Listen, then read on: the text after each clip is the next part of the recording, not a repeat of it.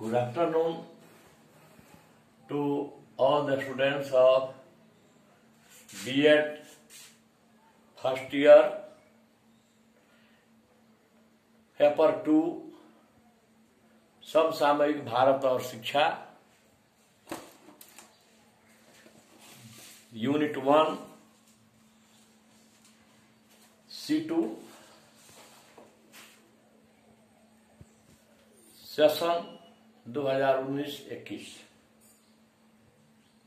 प्रश्न है, शिक्षा की अवधारणा से क्या समझते हैं? इसके महत्व पर प्रकाश डालें। उत्तर, शिक्षा जीवन के प्रत्येक पक्ष को प्रत्यक्षता एवं अप्रत्यक्षता प्रभावित करती है। व्यक्ति स्वयं इससे प्रभावित भी होता है और उसे प्रभावित भी करता है। शिक्षा के द्वारा ही व्यक्ति अपने ज्ञान और कौशल में वृद्धि तथा अपने व्यवहार में परिवर्तन करके सुसभ्य एवं सुसंस्कृत बनकर अपने परिवार, समाज एवं राष्ट्र का योग्य नागरिक बनता है। प्रसिद्ध शिक्षा शास्त्री लॉक ने कहा है, plants are developed by cultivation and man by education. अर्थात पौधों का विकास कृषि के द्वारा होता है और मनुष्यों का विकास शिक्षा के द्वारा होता है। शिक्षा की विभिन्न अवधारणाएं निम्नवत है। पहला है, शिक्षा मानव विकास का प्रयास। यह व्यक्ति की जन्मजात शक्तियों को परिमार्जित और संशोधित करके उसे विकसित होने में मदद करती है। दूसरा है, शिक्षा प्रशिक्षण कार्य है। शिक्षा मानव के नेत्रों और मस्तिष्क को प्रशिक्षित करती है। जैसे एक व्यक्ति के सामने अगर कोई उससे बुजुर्ग आदमी, अधिक उम्र का व्यक्ति दिखाई पड़ता है और यदि वह कहता है नमस्कार, तो इसी को प्रशिक्षण कहते हैं। और यदि अपने सामने खड़े हुए बुजुर्ग व्यक्ति के सामने कोई व्यक्ति झुक जाता है तो उसको शिक्षा कहते हैं। नतमस्तक हो जाता है तो उसको शिक्षा कहते हैं। दूसरे शब्द में हम कह सकते हैं कि प्रशिक्षण का संबंध जहां शरीर से होता है, वहीं शिक्षा का संबंध मानव के मस्तिष्क से होता है। तीसरा है, शिक्षा मार्गदर्शन है। शिक्षा का अर्थ उचित मार्गदर्शन द्वारा छात्रों का सब प्रकार से विकास करना है। बच्चों की अविकसित योग्यताओं और क्षमताओं को उचित मार्गदर्शन द्वारा इस प्रकार निर्देशित करना है कि वे अधिकतम लाभप्रद बन सके।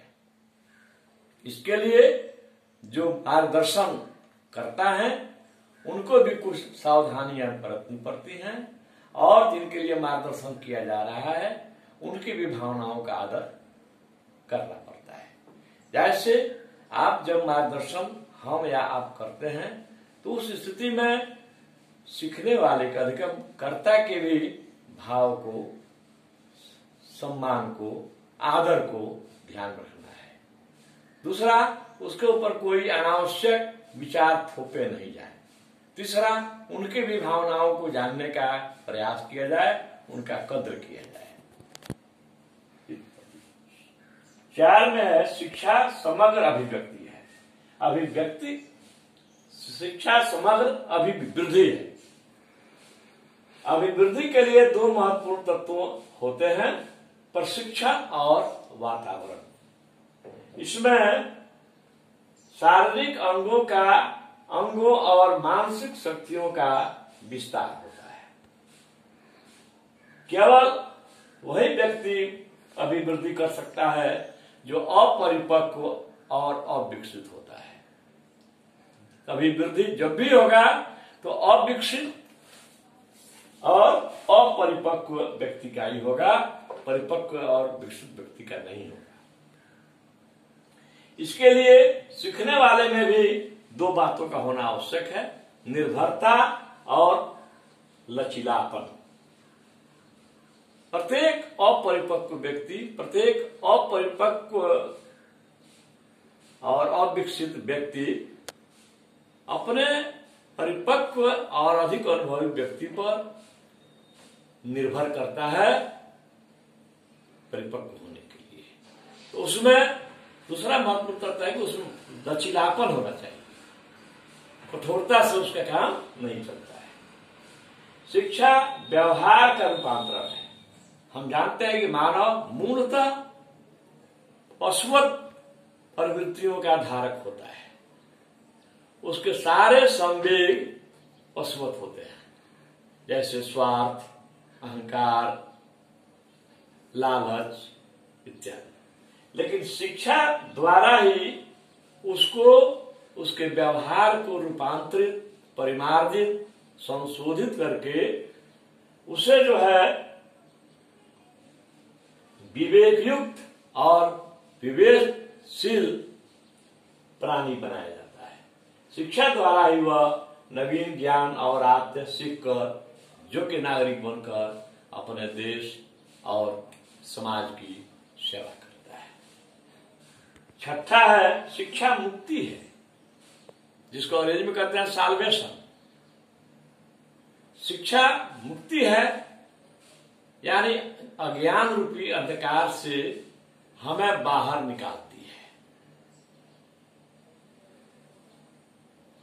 अज्ञान रूपी अंधकार से हमें बाहर निकालकर हमें मुक्ति दिलाती है और हमारे सारी कुप्रवृत्तियों पर अंकुश करके, नियंत्रित करके हमको परोपकारी और सामाजिक बनाने का कार्य करती है। शिक्षा उत्पाद है। शिक्षा द्वारा ही व्यक्ति विभिन्न कौशलों, हुनरों, प्रशिक्षणों आदि को प्राप्त करके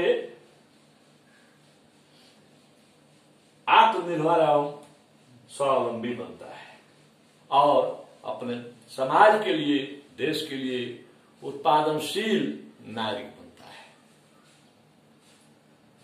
शिक्षा प्रभाव है।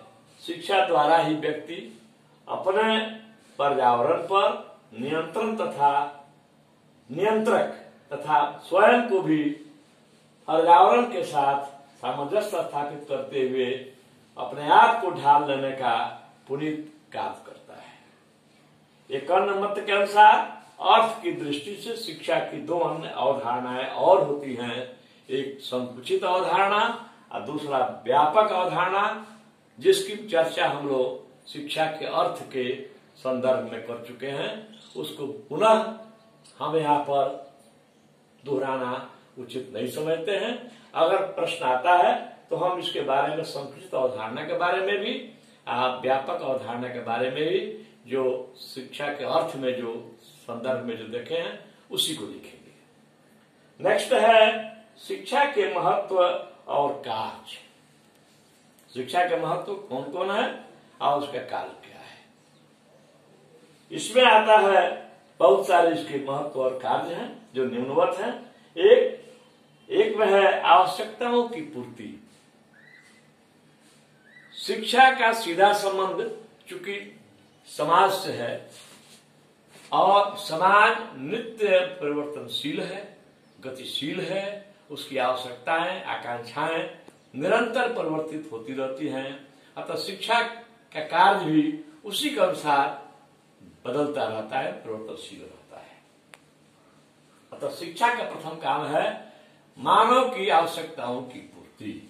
मानव की मूल आवश्यकताएं पहले तीन ही थी, रोटी, कपड़ा और मकान, भोजन, वस्त्र और आवास, जो बढ़ करके अब बहुमुखी हो चुकी है। उसमें शिक्षा भी एक मुख्य और मौलिक रूप में आकर शामिल हो गई है। मनोरंजन भी उसी में आता है। नेक्स्ट दूसरा है आत्मनिर्भरता की प्राप्ति। शिक्षा ऐसी होनी चाहिए जो हमें आत्मनिर्भर बनावे, जो हमें स्वावलंबी बनावे। महात्मा गांधी ने भी कहा था कि शिक्षा को बेरोजगारी के विरुद्ध एक बीमा के रूप में होना चाहिए। कि पढ़ लिख कर व्यक्ति अपने आप पर निर्भर हो सके, वह दूसरे पर निर्भर नहीं रह सके। तीसरा है व्यावसायिक कुशलता की प्राप्ति।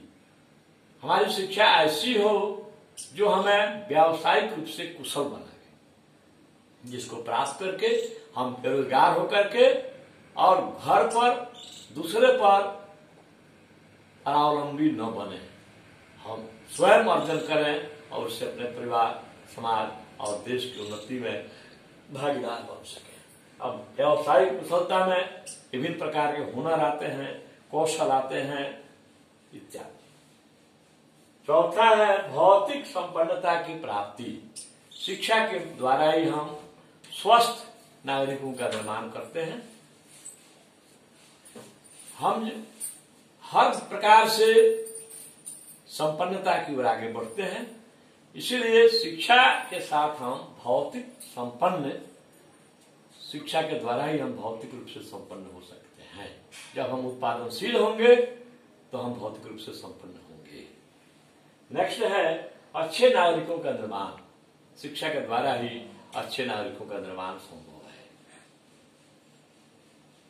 देश में नागरिकों को कुछ मौलिक अधिकार दिए जाते हैं, लेकिन उसी के साथ कुछ कर्तव्य भी होते हैं। हमारे देश में भी मौलिक अधिकार 6 प्रकार का संविधान में वर्णित है, उसी के साथ 10 मौलिक कर्तव्यों का भी उल्लेख है। हमको जानना है कि अधिकार और कर्तव्य एक दूसरे के पूरक है। जहां हमारा अधिकार है वहीं पर हमारा कर्तव्य है। तो एक अच्छा नागरिक अपने अधिकारों का प्रयोग भी करता है और कर्तव्यों का पालन भी करता है। जैसे रोड पर चलना हमारा अधिकार है, लेकिन अपने बाईं तरफ चलना ये हमारा कर्तव्य भी वहां पर निहित है। नेक्स्ट, व्यक्तित्व का विकास। शिक्षा के द्वारा ही पूर्ण व्यक्तित्व का विकास हो सकता है। अब पूर्ण व्यक्तित्व का विकास में सर्वांगीण विकास आता है। सर्वांगीण विकास में शारीरिक, मानसिक और आध्यात्मिक विकास आता है, जो केवल शिक्षा के द्वारा ही संभव है।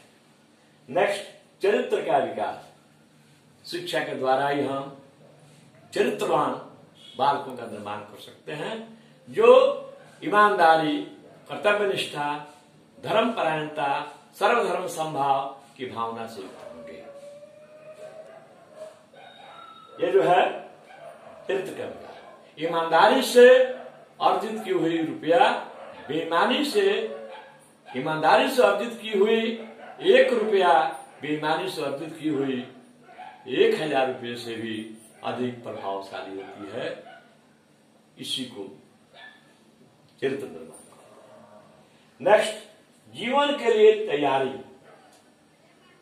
प्रसिद्ध शिक्षा शास्त्री बिल मॉट के अनुसार शिक्षा जीवन के लिए तैयारी है। Education is preparation for future life. हम शिक्षा के द्वारा अपना भी विकास करते हैं और अपने आने वाले भावी जीवन के लिए भी तैयारी करते हैं। अपनी जो संतति भविष्य में है उनको भी अच्छे रास्ते पर लाने का प्रयास करते हैं। नेक्स्ट है बालक का समाजीकरण। हम जानते हैं कि बालक इस पृथ्वी पर शिशु रूप में, असहाय रूप में आता है। उस समय समाज के लोग ही, परिवार के लोग ही उसकी माँ को और उसको दोनों को संभालते हैं और वहीं से उसका समाजीकरण शुरू हो जाता है। यही नहीं, बच्चा जब माँ के गर्भ में रहता है उस समय से भी परिवार का सदस्य उस माता की, गर्भवती माता की सेवा शुश्रूषा में लगे रहते हैं और बच्चे के असहाय रूप में पृथ्वी पर उतरने के बाद भी सारे परिवार के लोग मिलजुल कर जच्चा बच्चा दोनों की सेवा करते हैं। अतः बच्चे के समाजीकरण की शुरुआत उसके गर्भ से शुरू हो जाती है और अंततः भी पूरा जीवन पूर्ण करने के बाद भी समाज के लिए भी उसको ले आकर के अंतिम स्थान तक पहुंचाते हैं। नेक्स्ट है राष्ट्रीय विकास। हम शिक्षा के द्वारा ही राष्ट्र का विकास कर सकते हैं। एक विकसित राष्ट्र वही है जिसके नागरिक शिक्षा के क्षेत्र में आगे है। हम शिक्षा के द्वारा ही अपने बच्चों में सुसभ्य नागरिक बनने की नींव प्राथमिक पाठशाला से ही डालना आरंभ कर देते हैं। पहले राष्ट्र है तब हम हैं, पहले हिंदुस्तान है तब हम हिंदू या मुस्लिम या सिख या ईसाई या फिर जो है, पहले राष्ट्र है उसके बाद हम हैं। चाहे हम बिहारी हो, चाहे बंगाली हो, चाहे मद्रासी हो, कहीं पंजाबी हो, नहीं, पहले राष्ट्र उसके बाद हम हैं। ऐसी राष्ट्रीयता की भावना का विकास हम केवल शिक्षा के द्वारा ही बच्चों में नींव के रूप में प्राथमिक पाठशाला से ही आरंभ करते हैं। उपयुक्त विवेचन के उपरांत हम इस निष्कर्ष पर पहुंचते हैं कि यदि शिक्षा को मानव जीवन के से अलग हटा दिया जाए तो मानव और पशु में कोई अंतर नहीं रह जाएगा। यह शिक्षा ही है जो शास्त्रों में वर्णित 84 लाख योनियों में मानव योनि को ऊपर उठाकर विशिष्ट जीव में उसको शामिल करती है। धन्यवाद।